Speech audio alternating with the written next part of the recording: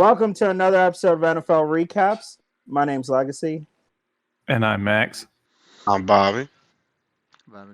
and there's the Mountain here. We're here to recap Week 16 of the NFL season. This was Hey, the man. Christmas slate. And it started off with the Thursday night game with the Jacksonville Jaguars beating the New York Jets 19-3. And fellas, we saw the end of an era, I think. Yeah, they like, dude. The fans were booing him, so he has to leave. You have to trade him. I don't know what you're going to get for him, but you have to trade him. I think a team would definitely trade for him. He has the I mean, potential. no, He has that you'll get. He ain't getting no. that Sam Darnold package though. Oh no, You're getting a seventh round. You're getting a seventh round pick if we're lucky. Yeah. yeah. That's the best. That's Now, the best. some people are calling him one of the worst draft picks of all time. And I was looking at the numbers. They might That's have a up there. case. He's really bad.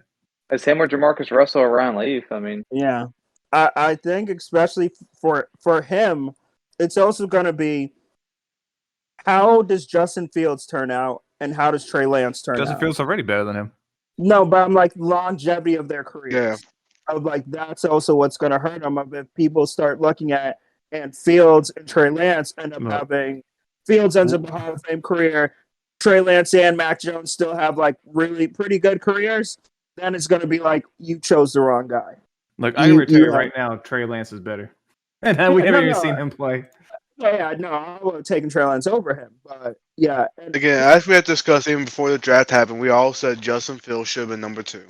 oh yeah, well, and I just didn't get this whole like because it just seemed so early. There was this whole New York Jets are going to take Zach Wilson. well, it's like Like, yeah, he looks good throwing his right. shorts, but I mean, Mhm.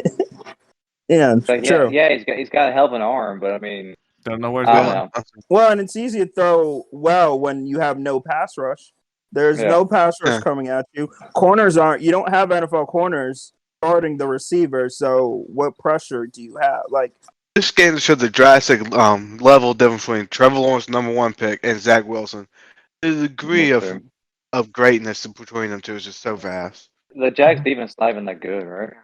No. they completely said, "Go ahead, beat us with your arm, Zach Wilson. We do not believe it's going to happen." They're like, yeah, we know you can't. So Well, because honestly, the only reason he won the other games, Brees Hall was on his team. Brees Hall was a beast. Mhm. And the defense was playing well. pretty much. I mean, the defense is still playing well. It's just Oh, that yeah. Zach It Wilson's so bad that Yeah. they're constantly on the field. Well, Yeah. and here's the funny thing that it goes back to: Jets, you had a shot at getting the number 1 pick. Do you not regret maybe And then they throwing won those they won their games? last 2 games, right? Yeah, do you not regret seeing Trevor Lawrence not throwing those games and being like, we could have got Trevor Lawrence and we would like that could have been ours. Yeah, Just Zach threw those- Wilson. just Zach, do it.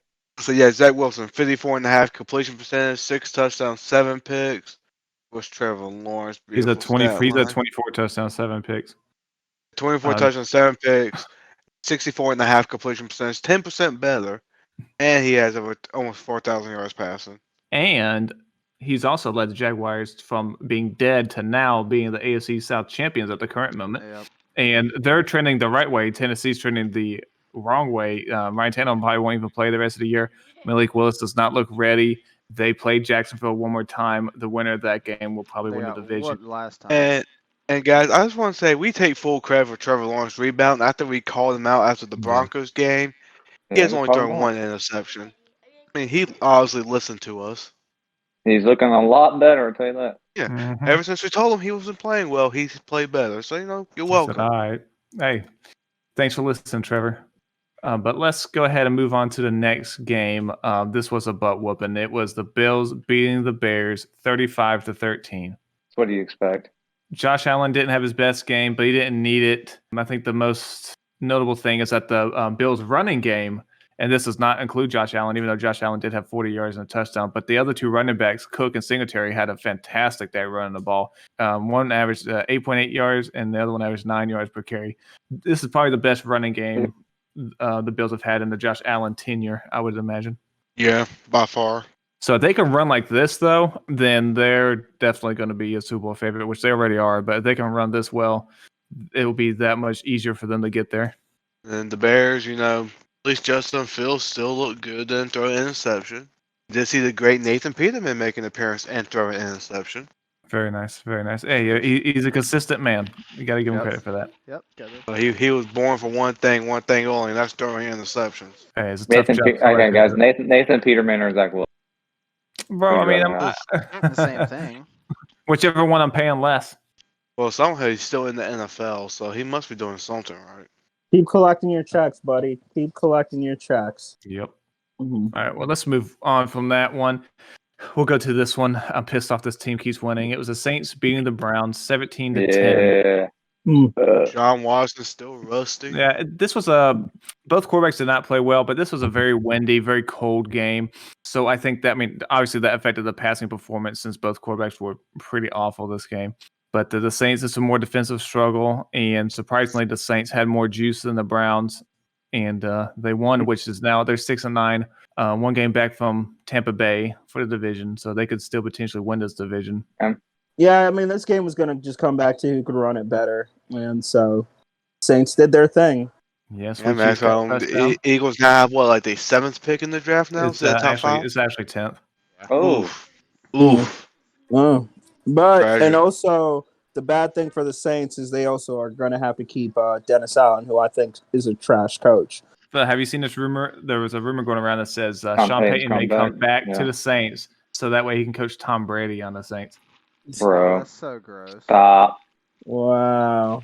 Tom Brady to the Saints. I could totally see it happening. Tom Brady to the Saints. Oh my gosh. Is he a free agent after this year? Yeah. Tom Brady can do what he wants. Yeah. Yeah. He already threw his personal life away, so he's coming back. Oh, he'll be back for sure. Now he's got nothing holding him back. No kids, no wife. No, it's gonna be interesting what he does.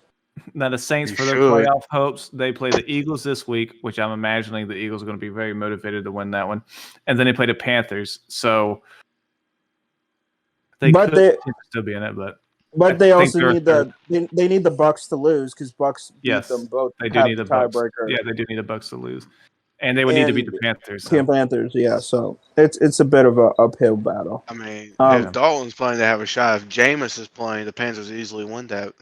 Speaking of the Panthers, can we talk about that? I'll tell you what we can talk about, Phil. They ran the ball twice, more than double they threw it, dude. Darnold didn't do nothing. Look. With Baker, you aren't winning them games, but now with Darnold, guess what? You didn't. You know what else he didn't do? Turn over the ball. You know what else he didn't do? Get the ball batted down at the line of scrimmage. He did what he needs. You just got to keep doing what you need to do. He did have a beautiful deep ball to DJ Moore. And look, DJ Moore now has a career high in touchdowns thanks to Sam Darnold. Yeah. Would not have happened with Baker Mayfield. He also had, Darnold also had 6 rushes, 19 yards, and a touchdown. So, he contributed a little bit to the run game. That's what matters. There's 43 carries, 320 yards. And another reason to keep on Steve Wilkes. I was looking back at our when we did our preview. I think you said something about Steve Wilkes, Vitamin J, during the preview when we were talking about firing Matt Rule. So, kind of interesting. I looked back at it and I was like, oh, that's interesting. But yeah, just does it again. I don't know what else to say about my boy, Yeah. Steve Wilkes just seems to have such good control over the players and they like him, so I see no reason not to keep him. Look, in 10 games as a Panthers coach, he has won the same amount of games Matt Rule did in both seasons. Did you see that Steve Wilkes has already won twice when the team has scored 17 points or more, and Matt Rule only did that once. That's pathetic. So it's not that hard, man. It's not that hard. You guys don't want to hear me if this guy wins his playoff game. You do not want to hear my mouth. Bro, Phil, I will eat your words if he wins the Super Bowl. But Sam Darnold, good job. Still on the bandwagon, baby. Still on the bandwagon. Playing well. Yeah, since day one.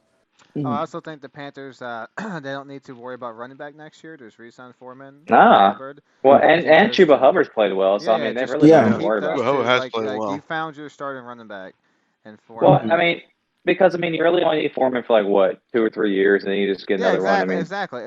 Pretty much he's not someone you're going to pay like Derrick Henry money, but you found a starter that you don't need to overpay for. And the only thing you might need is a running back that can catch the ball.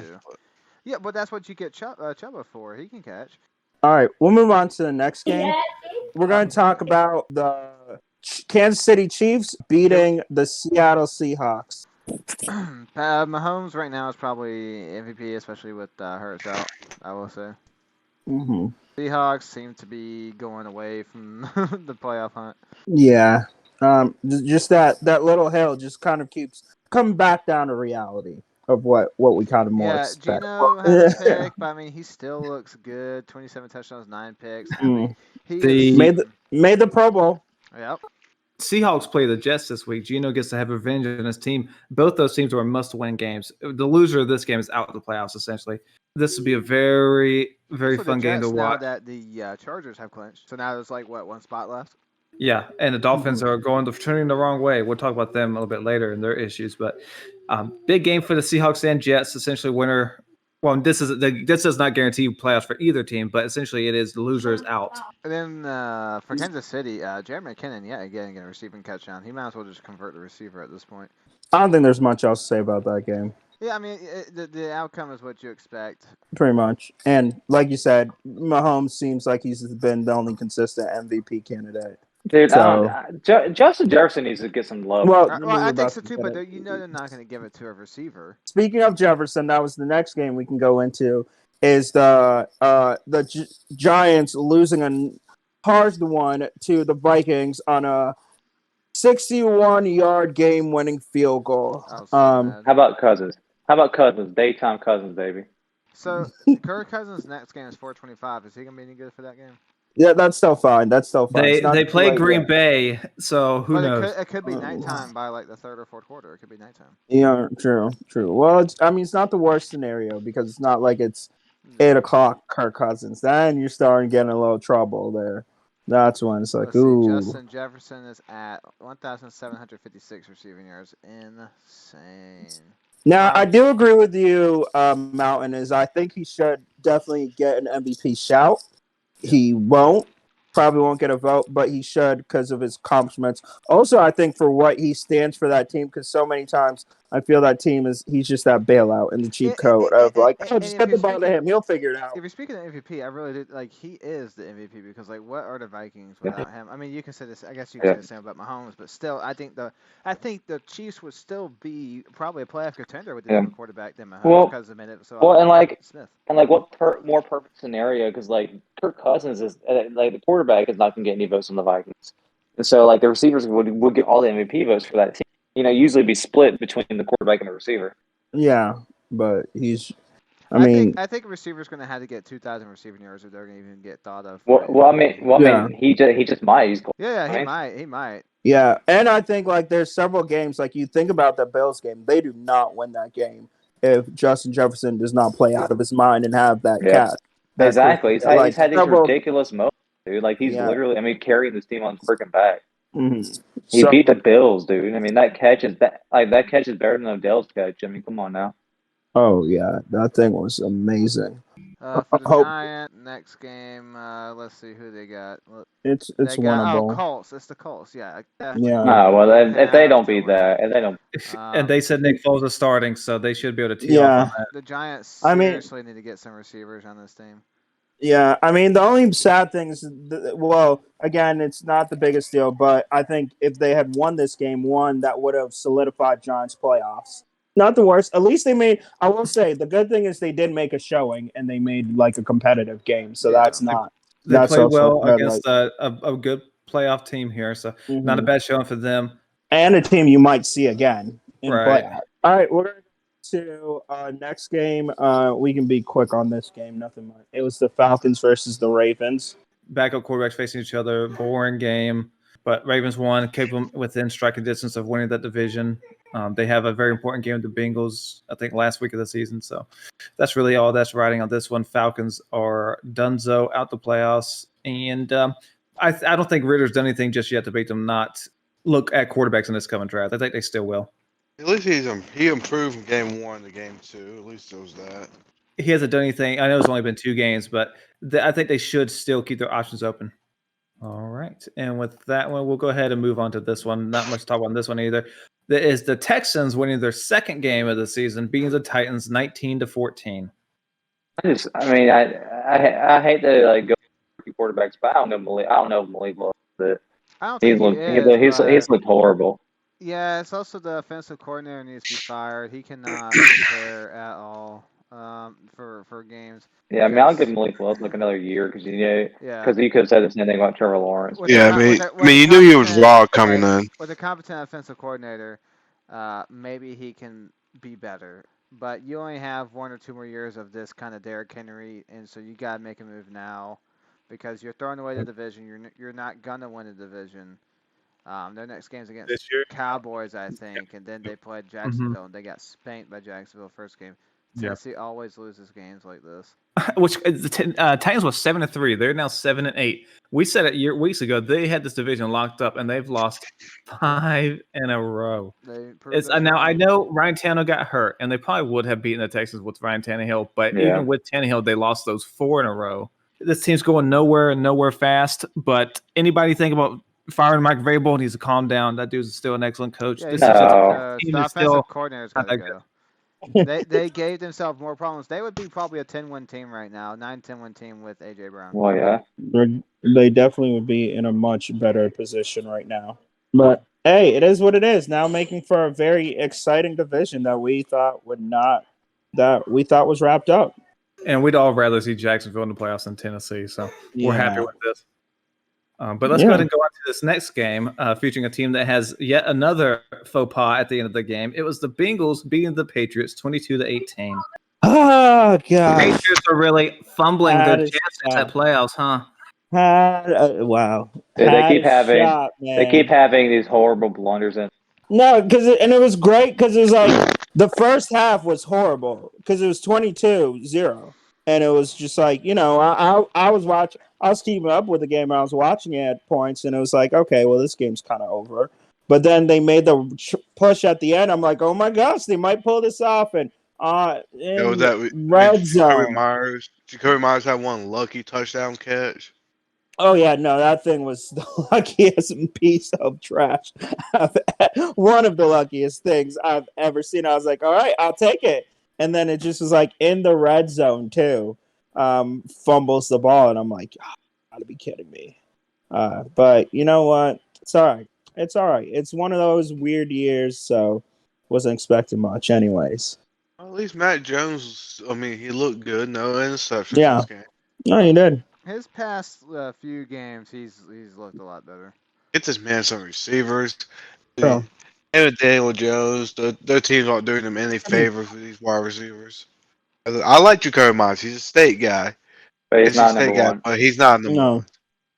He's not number one. He's solid number 2, I think. 2 or 3. He'd be, like I said, he's a guy who will be in the league for a long time. Good job to the Bengals because that keeps them at top of the division, right? Yeah.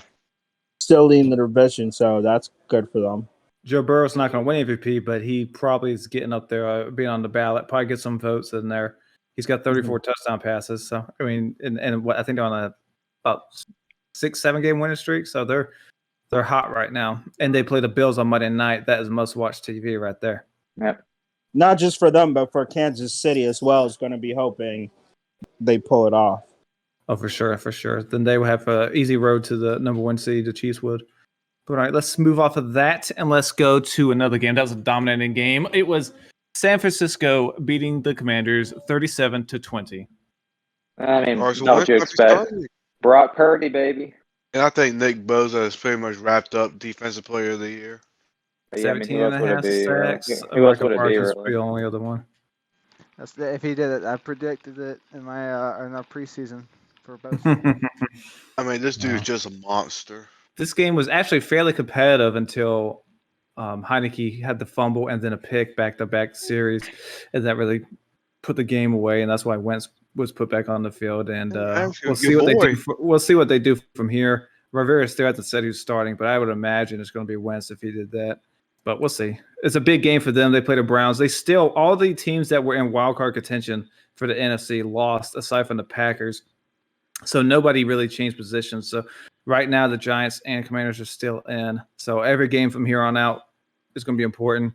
So we'll see. We'll see what they do with that. You kind of hit the nail on the head. Great job. Same old goods. This one, which I'm not even gonna be upset. Okay, but it was the Eagles losing to the Cowboys 40-34. Man, Cowboys defense, what's going on? Yeah, they've had some. So they'll be fine this week. They played the Titans this week. They'll show out. Yep. But this was, I mean, a pretty good game. Eagles. It took the backup quarterback. Eagles had Gardner Minshew starting, and they also had 4 turnovers. So they were still right there within it. They could have won the game, but obviously they didn't. They came up short. But they were right there with Minshew and the turnover. So I really still don't feel like the Cowboys are better than them. I know a lot of people are saying that right now because they won, but I still don't see it. I think they would still. I think I would have them third between Eagles, San Francisco, and then Cowboys third. NFC is looking pretty good. Yeah, they're very top heavy.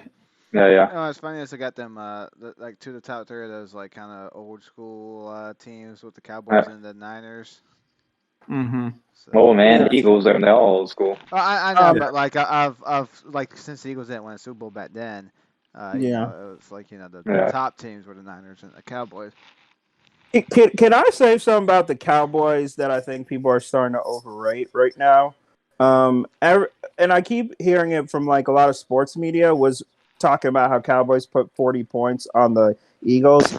I will also state like Eagles had several turnovers that put the Cowboys in their yard, like with not far to go. So like, yeah, you got 40, but it wasn't actually like 40. You went the whole way. No, you got turnovers that put you on the 30. Like you got put on the 30 twice and the 40. That's why the Eagles defense allowed that many points. I'm like, those turnovers don't happen. I don't think you're going as far. So.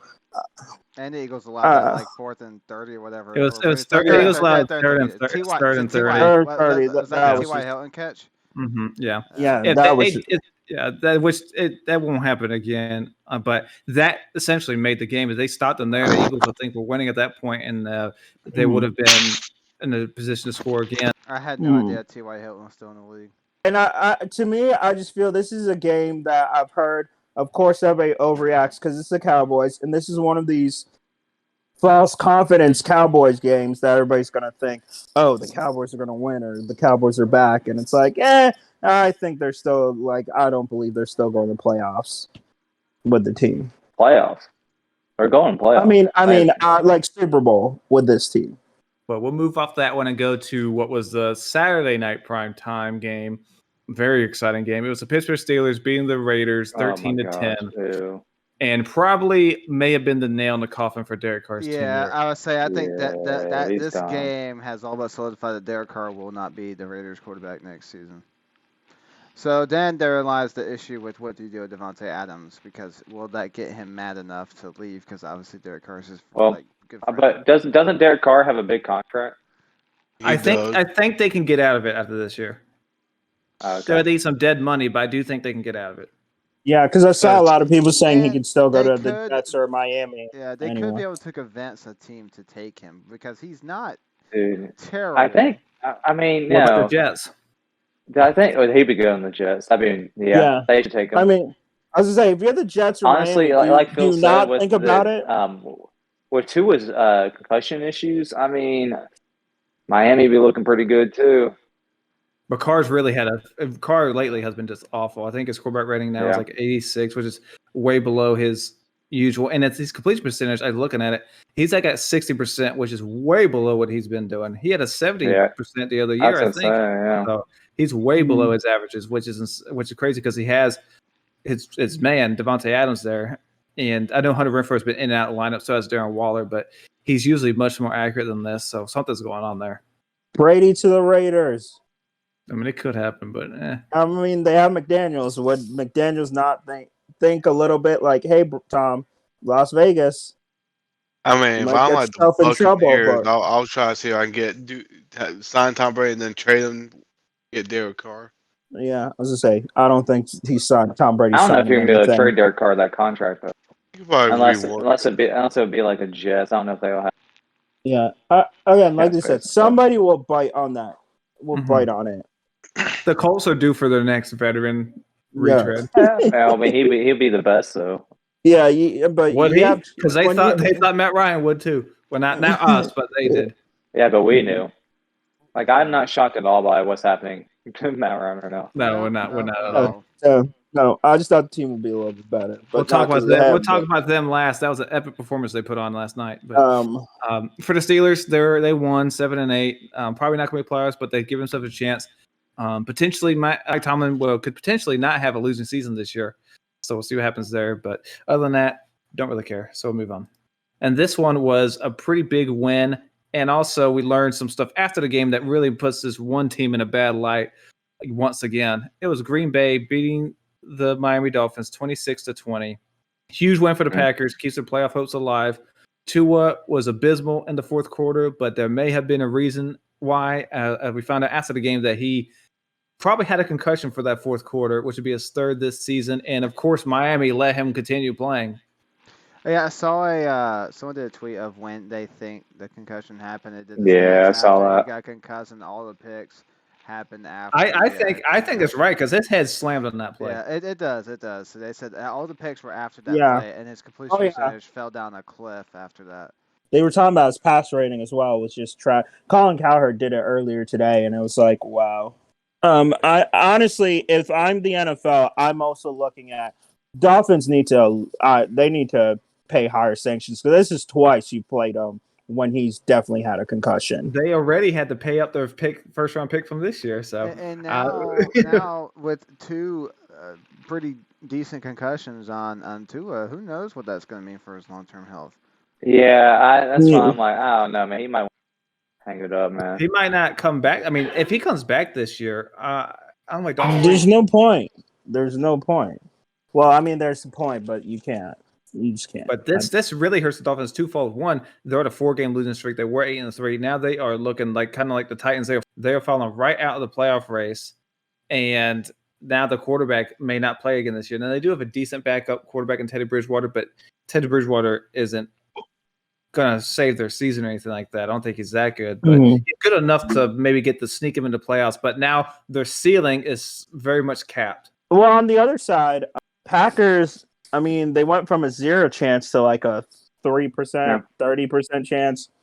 I mean, they still need a lot to go right for them to get into playoffs, but that'll be interesting. Keeps them motivated for the rest of the season instead of like just giving up like some teams that aren't in it anymore. So, but let's go to this next game in the return of Baker Mania. Baker Mayfield probably played one of the best games of his career, which is again not saying much because I don't think he's been that good in his career. But they beat they beat the Broncos 51-14. They didn't beat them. Another fantastic display. Annihilation. I just don't understand what's happened to this man. I think it's a Space Jam situation. It's partially been his athleticism not been somewhat there this year, and he was definitely one that needs. Not 100%, but what made him was the fact he could use his escapability. He could extend a play and he could improvise because of his athleticism. And now he's kind of losing it a little bit. That's somewhat of, I think, happened. He definitely looks less shifty in the pocket. We're used to him dancing around, running around, extending plays. He can still do that to an extent, but he does look a bit slower. He's got a lot of sacks. And one of his interceptions, he could have easily ran for the first down. Instead, he decides to launch it to the end zone. It's like triple coverage. But thanks to this performance, we finally Nathaniel Hackett did get fired. So we'll see what happens next year and who they hire as far as the head coach, and see if that can't revive Russell Wilson's career. But it's looking rough out there for Denver fans. Yeah, and it looks like the Rams are definitely going to re-sign Baker Mayfield. And Matt Stafford's hurt. It's up to Baker. Baker would be a fool to not re-sign with them. I know he would not be guaranteed a starting spot, obviously, but this is the best spot for him. If he leaves thinking he's gonna get started money and start somewhere, he is a fool. I think teams see right through that because it's like why would you not want to be with Sean McVay? Maybe some team actually believes in him. I kind of pray there might be a team dumb enough to believe and give them the money. The two teams they beat were Vegas and Denver, and then when they played a somewhat decent team, Green Bay, they put 12 points on. Now this week they play the Chargers, so that we'll see what they do then. And I will say he did do this against a good defense in the Broncos, but I think the Broncos defense is just dead tired right now. I mean, they quit on that game. They did. Yeah, they absolutely did. But I mean, it had to happen. Nathaniel Hackett had to go. It just clearly was not working out. So they needed this kind of performance to kind of push them along. Probably one of the worst seasons in NFL history as far as incoming expectations. Yeah, because they were probably top 5 betting odds or whatever for the Super Bowl. Oh yeah.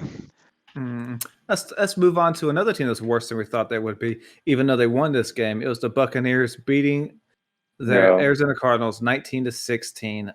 Against a third-string quarterback. Yeah, Tampa Bay won this game in overtime, but I think this was a dreadful performance from them. They did need to win this game to maintain their conference lead, but they played the Panthers coming up, and they lost to them once. I could easily see them losing again.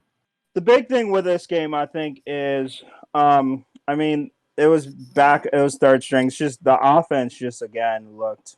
The defenses looked pretty good, but the offenses was just until the last couple minutes. Once again, they pull off the last couple minutes, keep the game close, and then just pull it off at the end. For me, this is the second game in a row where I felt like the Bucs have looked pretty good when they go no huddle, but they just don't do it enough.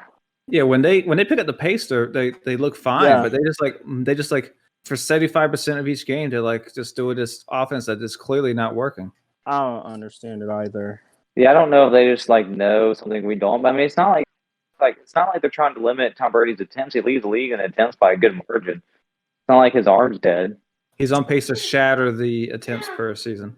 Him and Mike Evans have not been on the same page this year. This has been the throws, some of the interceptions. Figure it out, because if he does not get 1,000 yards, I'm going to flip. Jacob will lose it. Yeah, I will lose it. I need that 1,000. But let's go ahead and move on to our final game. It was yet another barn-burning Monday night game. Chargers beating the Colts 20-3. And every move Irsay has made this year just does not work. Yet another quarterback was in. Nick Foles, he looked terrible. 3 picks, a 3.4 QBR, 31.9 rating. Just terrible. Every decision Irsay has made this year has backfired. And he has no one to blame but himself for this team. But for the Chargers, positively, they are now guaranteed a playoff spot. So I think Brandon Staley will probably save his job for another year. They really just need to get a different offensive coordinator, Joe Lombardi. They need to have a wide open, just open it up. Let Herbert throw deep. They have him be this dink and dunk offense, and that's just not what he needs. You need to open that bad boy up. This man can throw the ball anywhere. Yeah, because last year he threw 38 touchdowns. He only has 21 right now. So they clearly they changed something up, and it's not good. Can we also talk about with the whole Irsay, are we shocked none of it worked out? You picked Jeff Saturday, who was in the booth, to be the head coach. You went with a clearly washed Matt Ryan. I mean, it was just decision after decision that I don't know where some people are just completely flabbergasted in how this did not work out for them. Now you're starting Nick Foles, who apparently outside of Philly is one of the worst quarterbacks in the league. He really is truly awful outside of Philly. Oh, and I guess we should say RIP to Chris Ballard, because Jim Irsay in an interview this week guaranteed that Chris Ballard will be back as a GM next year. Oh yeah, he's gone. Yeah. I'm sorry. Yeah, it's been real. He's going to update that resume. It's been real. Yeah. So sorry, Ballard. But I mean, if I was Ballard, I would want to leave this franchise anyway. No, I'm right there with you. I was like, is that really the worst thing that can happen to you? But the Colts are getting in better position to get one of the young quarterbacks. If they need, they probably are in position to get either Stroud or Levis in the draft. So I'm willing to bet they'll take one of those guys. This franchise is a mess from top to bottom. But the most important thing is that we will see Justin Herbert in the playoffs for the first time. The AFC playoff quarterbacks it's just insane. They're so young and they're all fantastic quarterbacks. The AFC is going to be a dog fight. And every one of them is a first round pick right now, right? Yeah. Mm-hmm. Yeah, not bad at all. But that will wrap up our Week 16 discussion. All right. Thank you all for tuning in. There's a lot of good games going on right now. So opening up the 7th wildcard team, or 7th playoff team, has opened up a lot of more late season storylines for NFL. So that's probably a good move on their part to do that. Oh yeah, 100%. Thanks again for everybody who watches. Please like, subscribe, all that good stuff. And my name's Legacy. And my name's Max. I'm Bobby. Vitamin J. And Hunter. All right. Until the next time. See ya. See ya.